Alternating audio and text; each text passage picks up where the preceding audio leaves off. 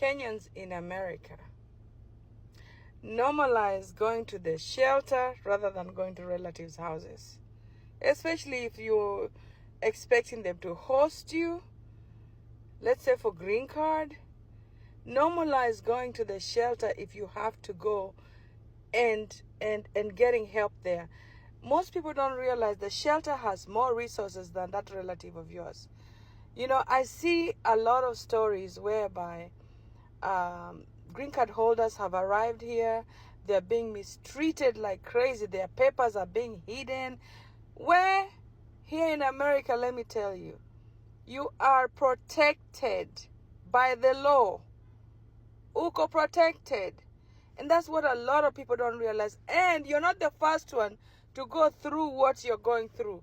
Wakenya, you're not the first one to be hosted. Remember, there are more Indians and more Chinese people in this country than Kenyans. And imagine they also go through that. In fact, Chinese people, they have a lot of things going on. So this country is a country of immigrants. So they already know that if you come here, your host can mistreat you. They already know that.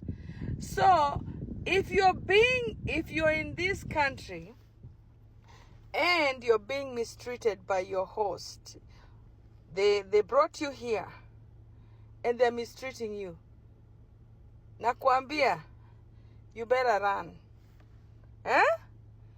Run. Enda kwa shelter. Look for resources.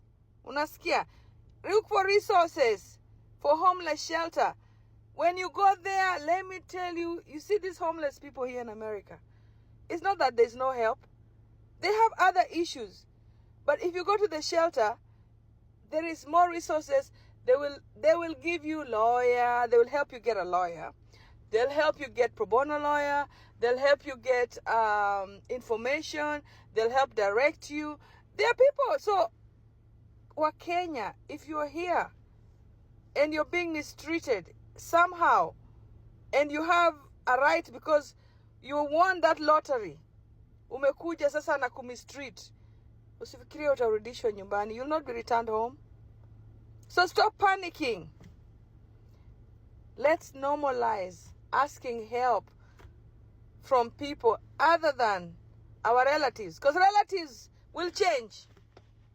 You will go there, all of a sudden they're mistreating you. All of a sudden you can't eat. Don't stay hungry when you can go to the shelter and get food, free help. Ask for help. And if worse comes to worse, don't be scared of calling the police here on those people. Unasikia?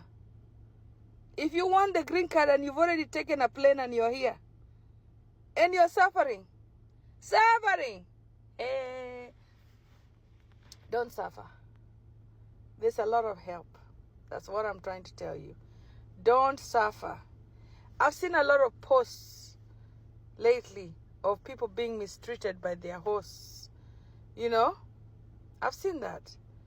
So I'm here to tell you that wherever you are, whoever you are, if your relative amefika hapa na green card, amewin lottery, kuna help hapa akishafika. Me, I know a lady here in Waco mwenye alienda na akaishi kwa shelter na akapatiwa nyumba.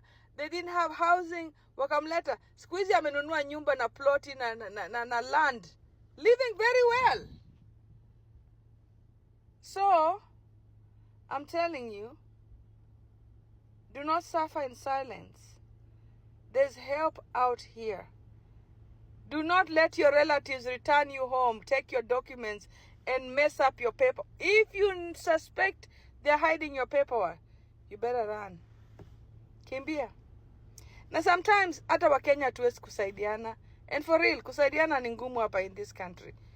So use the system here to help you. Because as long as you're here, you're protected. Unasikia? Use the system here to help you. That's it. By the way, follow me on Adipa.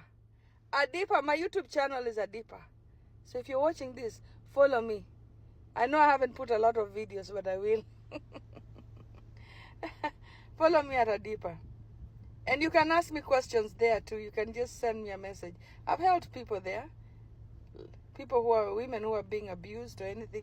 And if you're a woman and you're being abused, listen to me. Kuna help. Normalize going to the shelter. Mimi, naenda kwa shelter before I go to a relative's house to mistreat me.